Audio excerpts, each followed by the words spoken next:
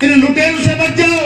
इन लुटेरों के हाथ से सत्ता छीन लो, समय आपका इंतजार कर रहा है। किसी ने मंदिर माफी जमीनों पे कब्जा किया, किसी ने हवेलियां तोड़ी, किसी ने गौ का घास खाया और गोचर भूमियों में कब्जा किया। मैं नवगढ़ में पैदा हुआ हूँ, आपके बीच में चुनाव भी लड़ा है, कोलसा की कई सभाएं भी मैंने देखी है।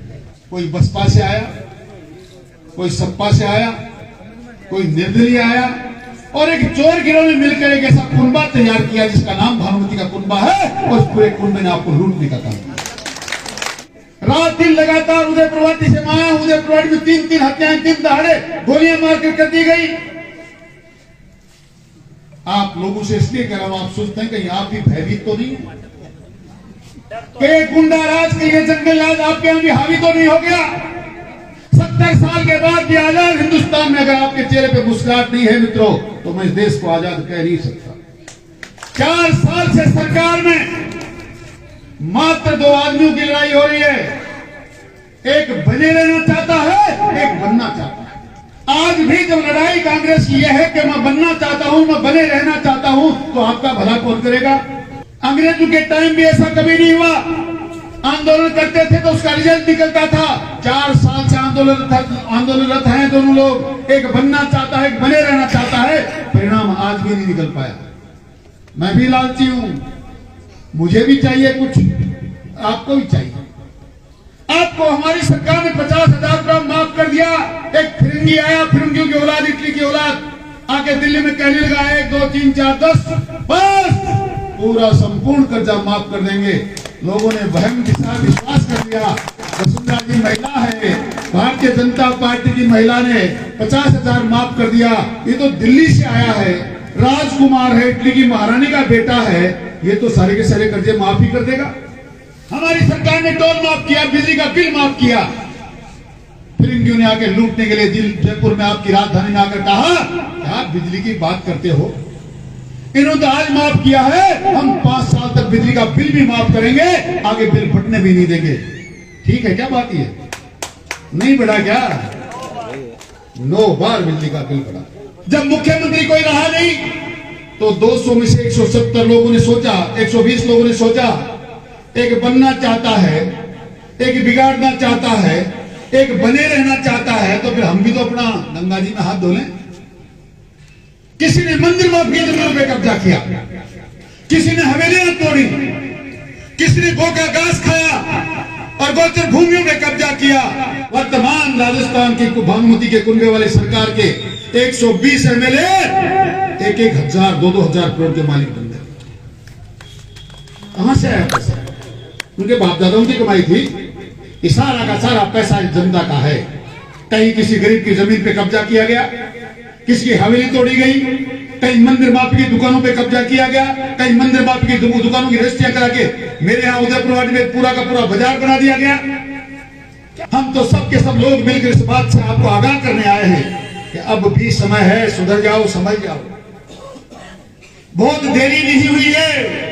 हम 200 साल गुलाम देश पे रहकर बड़ी मुश्किल से आजादी मिली है। वापिस इस आजादी की जंजीर में मत बंधो। अब तो कम से कम स्वतंत्रता की तरफ आंख खोलो। आप बुजुर्गों से कहना चाहता हूं, आपके बच्चे हैं, और नौजवानों से कहता हूं, वो टीम हमारे बाद की है। आगे आने वाली पीढ़ी को गुलाम मत बनाओ। इन लुटेरों से बच जाओ। इन लुटेरों के हाथ से सत्ता छीन लो, समय आपका इंतजार कर रहा है। हमने गुजरातियों को देखा है और उन गुजरातियों की समझदारी का नमूना सुनना चाहते हो? आज का रिजल्ट देखा है क्या? 157 सीट में भूतों में भविष्य। लोग कह रहे थे 27 साल हो गए, अब बदलाव आने वाला है। 182 में से 157 प्राप्त करने का अर्थ मात्र यह है कि लोग जानते हैं, मोदी को मानते हैं और भारतीय जनता पार्टी के विकास पर उनका भरोसा है। 5 साल में वर्तमान में भारतीय जनता पार्टी की सरकार होती तो क्या क्या होता आप सोच नहीं सकते।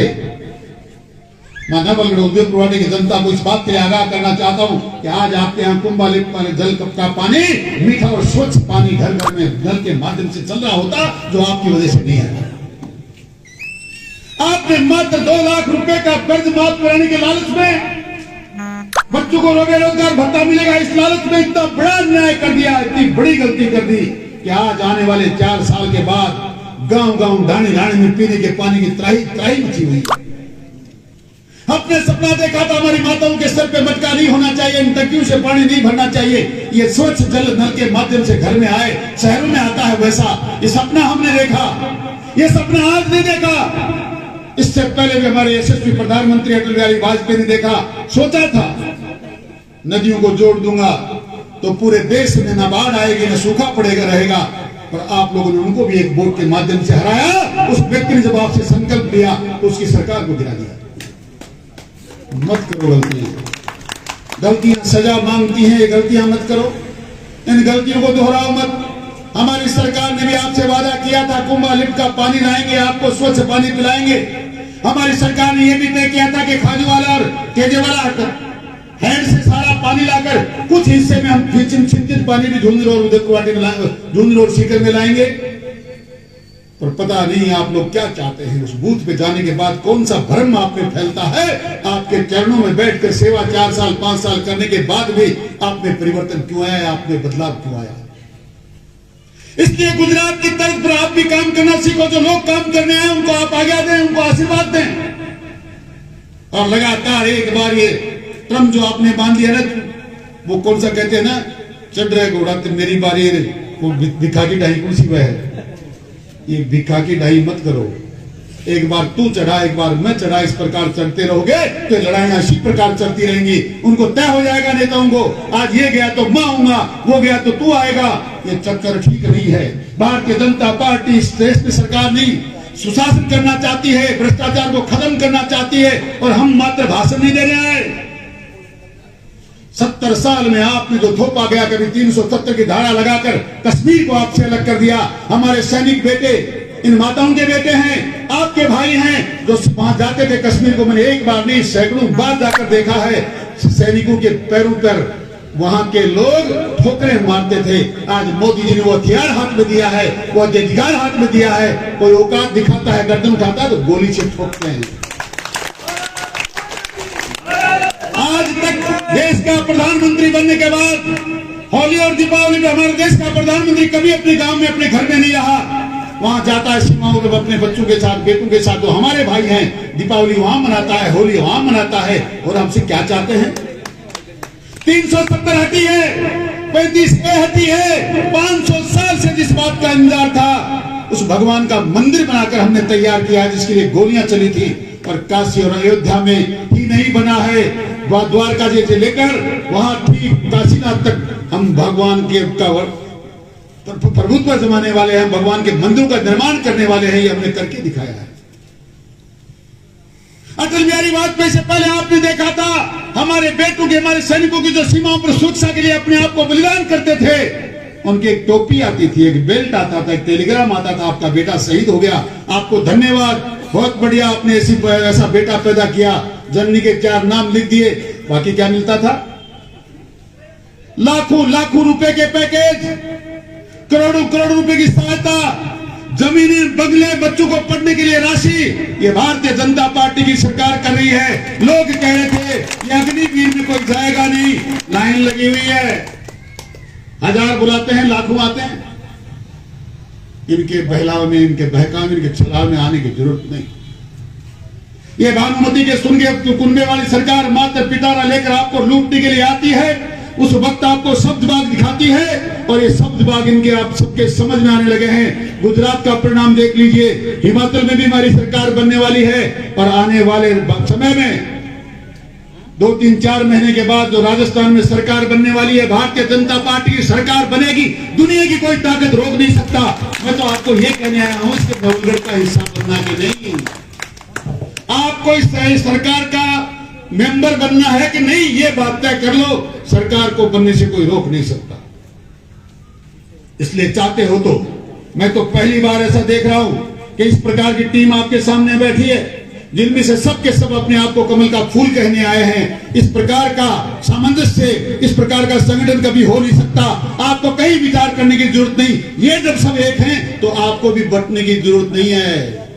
आज तक जनता से मैंने सोचा, पूछा है, कहा है, देखा है, जनता कहती है हम तो संगठित हैं, नेताओं में विघटन है।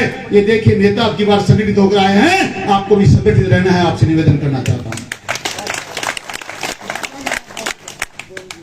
ऐसा करोगे तो भारतीय जनता पार्टी की सरकार का हिस्सा नवलगढ़ से भी बनोगे। पहली बार यहां भी कमल का फूल बने खुलेगा, तो रोक नहीं सकता। बातें बहुत सी हैं। इस सरकार के अन्याय की फहरिस्त इतनी लंबी है। महिलाओं किसी के साथ बलात्कार में राजस्थान नंबर 1 है। SC ST के मुकदमों में मेरे उदयपुर में 84 मुकदमे सब पे एफआईआर लगी है। कौन सुरक्षित है, किसको न्याय मिल रहा है? यहाँ न नौजवान सुरक्षित है, न महिला सुरक्षित है, न SC ST के लोग सुरक्षित है। हर एक व्यक्ति पीड़ित है। उसके बाद भी हम लोग सोच भी कैसे सकते हैं किसी सरकार को, भारतीय जनता पार्टी के सिवा किसी को चुनकर लाएंगे? देवी और सज्जनों, समय वाकई बहुत खराब है। मैंने 70 साल के आजाद हिंदुस्तान में इस प्रकार की सरकार नहीं देखी। ऐसी नकारा सरकार, ऐसा जंगल राज कि एक एक सरकार में जितने MLA है वो सबके सब मुख्यमंत्री, और जाते हैं तो मेरे यहाँ तो एक फिरंगी है जो मुंह से कहता है मुख्यमंत्री मेरा मूड देख के बात करता है। जब विधायकों के मुख्यमंत्री मूड देखकर बात करेगा तो आपको कौन सहायता देगा, आपकी कौन चिंता करेगा? इसलिए मैं ज्यादा समय आपका इसलिए नहीं लूंगा, इनको आगे भी कहीं कार्यक्रमों में जाना है। मैं तो एक दिन आपसे मिलने और सब लोगों से निवेदन करने आया था। इतना ही कहना चाहता हूं, इस बात को कहीं छोटी बात, कहीं कम बात कहीं को ज्यादा समझना। जैसे पहले चिट्ठी में लिखते थे कम लिखी को ज्यादा समझना, तो इस बात को ज्यादा समझना और आने वाले समय में इस बात का ध्यान रखना। चाहते हो न्याय तो इस प्रकार का काम करो। हम लोग सब मिलकर आपके साथ संगठित होकर आए हैं। जनता एक बार संगठित रहेगी तो अब की बार परिवर्तन को कोई रोक नहीं सकता। आपका बहुत बहुत धन्यवाद। जय हिंद, जय भारत, राम नाम।